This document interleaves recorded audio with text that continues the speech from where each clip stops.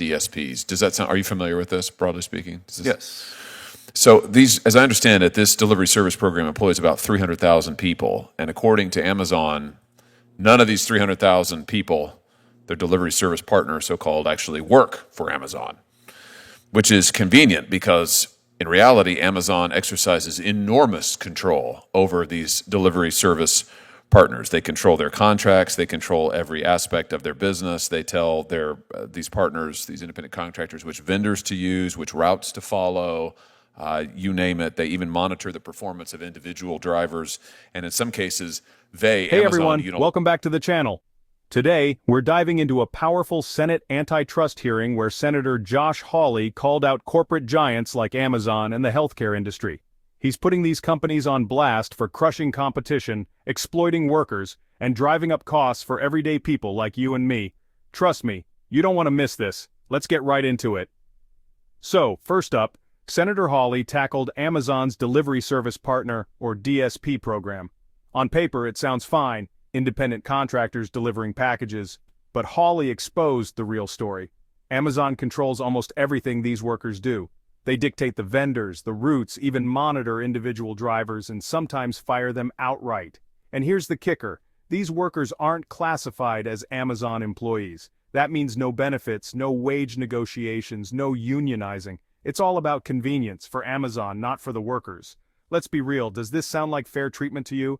Quick pause here. If you're as fired up about this as I am, hit that subscribe button and join the conversation. Let's hold these companies accountable together. Hawley didn't stop there. He pointed out how Amazon's tactics give them an unfair advantage over competitors like UPS. Unlike Amazon, UPS employs their drivers and negotiates with them.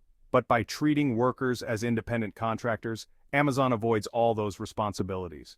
This isn't just bad for workers, it's bad for the market. Amazon's competitors are forced to play by the rules, while Amazon finds loopholes. Fair competition, not even close. Now let's shift gears to healthcare, where things get even messier. Hawley raised huge concerns about health insurance companies owning everything, PBMs, pharmacies, even doctor practices. This vertical integration is squeezing patients, doctors, and pharmacists, all while driving costs through the roof. He pointed out something we all feel.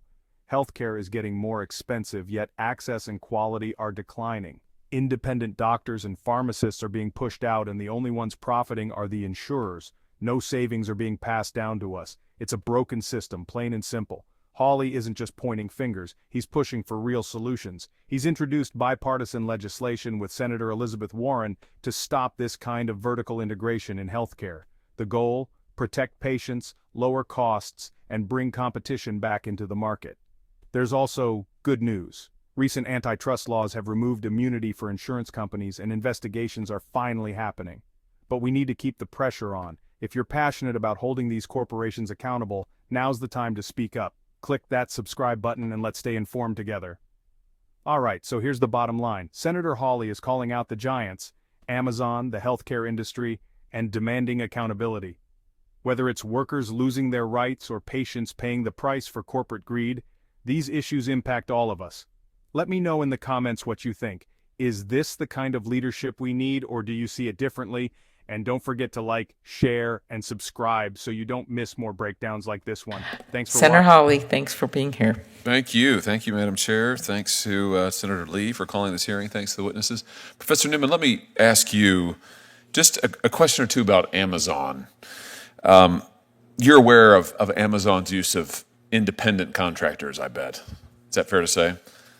Yes, that's fair. Amazon calls their delivery service partner program, or they should say they call their independent contractors their delivery service partner program, or DSPs. Does that sound? Are you familiar with this, broadly speaking? Yes. So these, as I understand it, this delivery service program employs about 300,000 people, and according to Amazon, none of these 300,000 people, their delivery service partners, so-called, actually work for Amazon, which is convenient because in reality, Amazon exercises enormous control over these delivery service partners. They control their contracts. They control every aspect of their business. They tell these partners, these independent contractors, which vendors to use, which routes to follow, you name it. They even monitor the performance of individual drivers. And in some cases, Amazon, unilaterally fire the driver. So my question is, does that really sound like, and your understanding of the law, does that really sound like a classic independent contractor? If the parent company is exercising that degree of control over the vendors, over the individual drivers, does that sound like a truly independent relationship to you? Well, not being a labor law expert, I'll give you my antitrust opinion. That Good. does not sound like a traditional relationship. No. Yeah, it doesn't sound like it to me either, but it does sound convenient for Amazon in a couple of respects. I mean, first, it means that if these are all independent contractors, legally speaking, they don't work for Amazon, then that means that they can't organize for work and working conditions and better wages. Is that right? I think that's right. Yeah.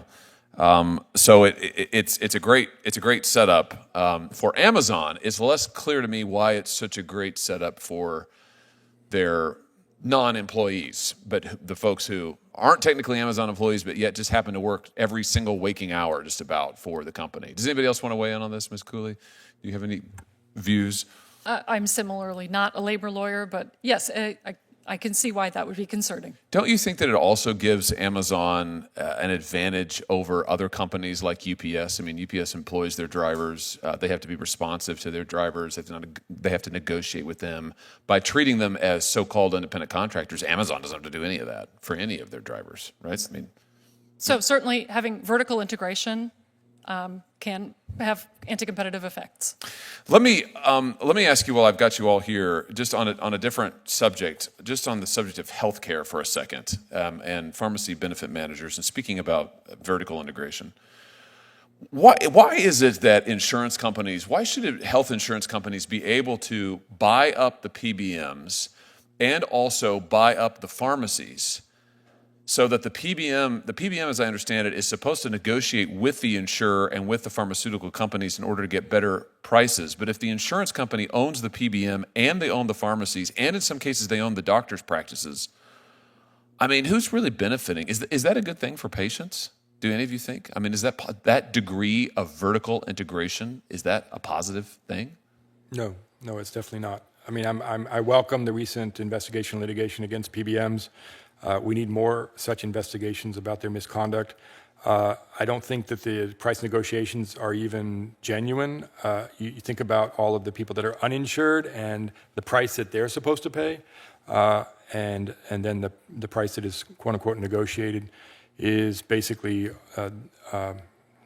I wouldn't say fraudulent, but basically not truly a representative of what the two prices are. Yeah, thank you for that, Professor Alford. I mean, that states my concerns very aptly. And it just seems to me that from a competition standpoint, if we are allowing this degree of integration in the healthcare market, if the insurance companies can own the PBMs, can own the pharmacies, can own the doctor's practices, in some cases now can own the hospitals, I mean, the only person who seems to benefit from that arrangement is the insurer. It's the vertical integrator.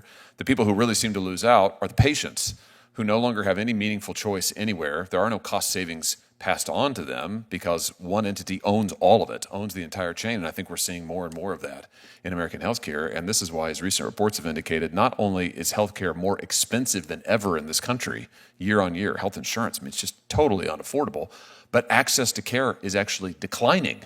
So the services provided are getting worse. And you can talk to doctors, you can talk to independent pharmacists, they hate it and they feel squeezed. And it seems to me the only people who are really doing great in this are the big-time insurance companies and the PBMs that they own. I mean, you want to add something, Professor Grant? It is useful that there's been recent legislation that has basically removed the insurance immunity from antitrust laws. And so now, all of a sudden, we're seeing the repercussions of that, and we should see more investigations against insurance companies, including health insurance. Yeah, that's terrific. And I'd like to go further. I've introduced bipartisan legislation with Senator Warren that would prevent this sort of vertical integration by insurers, PBMs, pharmacies. I think we've just got to say that this has got to stop. It is highly detrimental to patients, to cost, and to the quality of care. Thank you, Madam Chair.